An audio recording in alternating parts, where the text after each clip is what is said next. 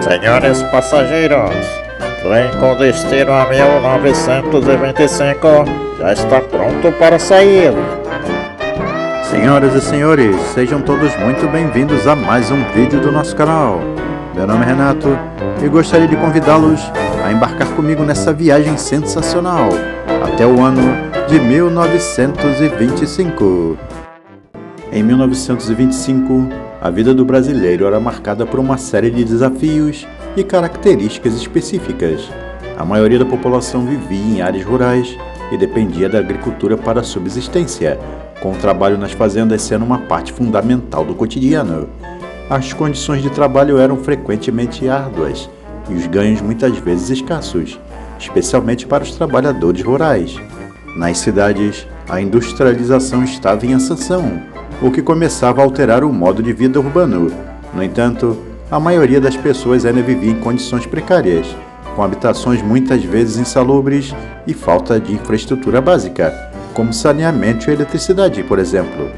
A educação ainda era limitada, com poucas oportunidades de acesso à escola, especialmente para as classes mais baixas. A saúde pública também era um desafio, com doenças infecciosas frequentemente se espalhando devido às condições de vida precárias e à falta de acesso a cuidados médicos adequados. Do ponto de vista político, o Brasil ainda passava por um período de instabilidade, com revoltas e conflitos entre diferentes facções políticas, como os tenentistas e o governo central. Essa instabilidade política, por muitas vezes, contribuía para a incerteza e a insegurança na vida cotidiana das pessoas.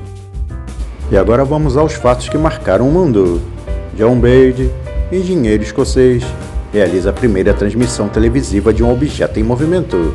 O seu sistema de 240 linhas de varrimento mecânico foi adotado de modo experimental pela BBC de Londres, até ser substituído pelo sistema de 405 linhas na Marconi. É feriado pela primeira vez no Brasil. O presidente Arthur da Silva Bernardes decreta o 1º de maio feriado nacional. E o brasileiro, além do comércio, agora também a indústria e o banco, já pode gozar de 15 dias de férias ao ano.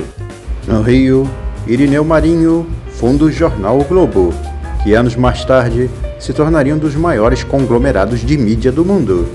A maior companhia norte-americana de automóveis, a General Motors, inaugura uma fábrica em São Paulo e começa montando 25 carros por dia. A empresa inicialmente operava em casas alugadas, no bairro histórico de Ipiranga, em São Paulo. Vamos falar agora dos levantes de um movimento conhecido como tenentismo, que ocorreu inicialmente em 1924, se estendendo por 1925. No dia 11 de abril, tenentes gaúchos encontram-se com paulistas em Porto Santa Helena, Paraná, e unificam suas tropas. No dia 12 de abril, Prestes decide praticar a guerra em movimento, até a queda do governo de Arthur Bernardes. A brigada é reestruturada e formam-se duas divisões: a gaúcha, sob o comando de Prestes, e a paulista, chefiada por Juarez Távora. No dia 27 de abril, as duas brigadas invadem o Paraguai e iniciam a marcha em direção a Mato Grosso. No dia 10 de junho, Prestes assume a chefia do Estado-Maior e torna-se o verdadeiro líder das forças rebeldes, que será conhecida como Coluna Prestes. No dia 31 de dezembro, Juarez Távora, um dos líderes do movimento, era preso em Teresina.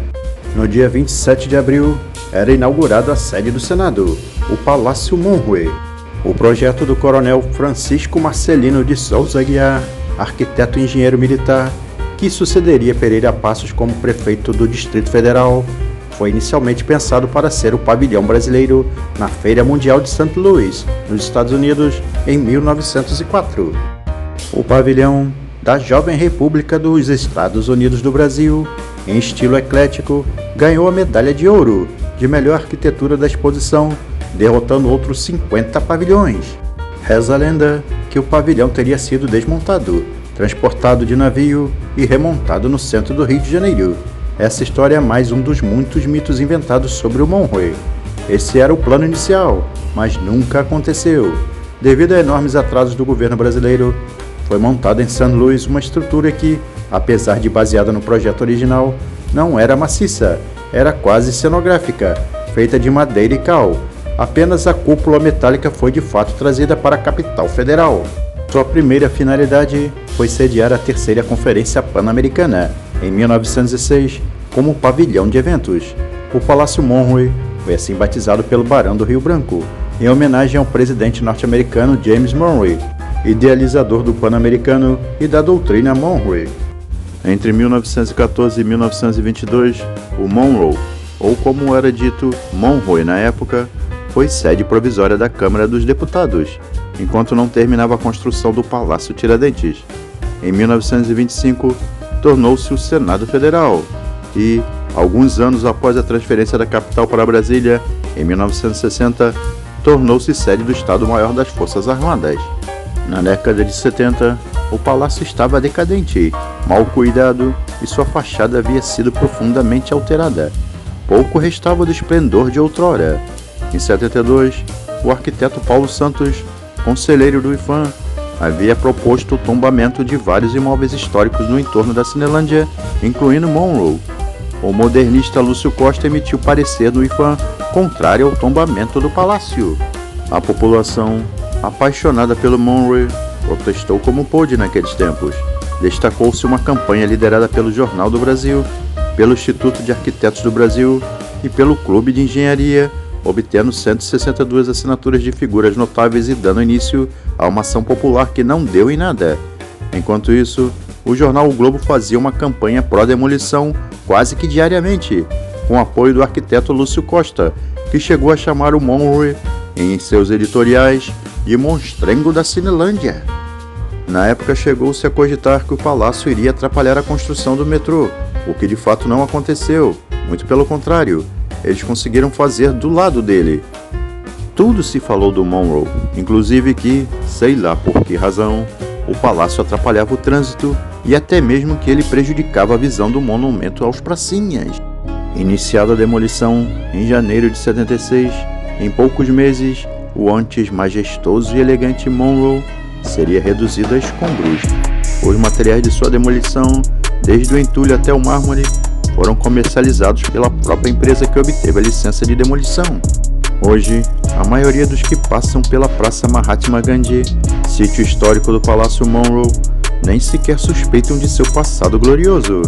Nela, um chafariz imperial, belíssimo, porém sempre seco e sujo, usado pela população de rua para as necessidades básicas, e debaixo da praça, um estacionamento subterrâneo que, antes da pandemia, vivia sempre lotado, uma lucrativa e conveniente concessão ao empresariado, onde antes se decidia o futuro do coletivo do país.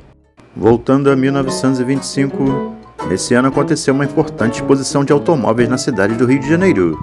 A seguir, trechos do jornal O Globo a respeito dessa famosa exposição. Abre aspas. Vivia-se em 1925 uma euforia automobilística nas regiões civilizadas do país.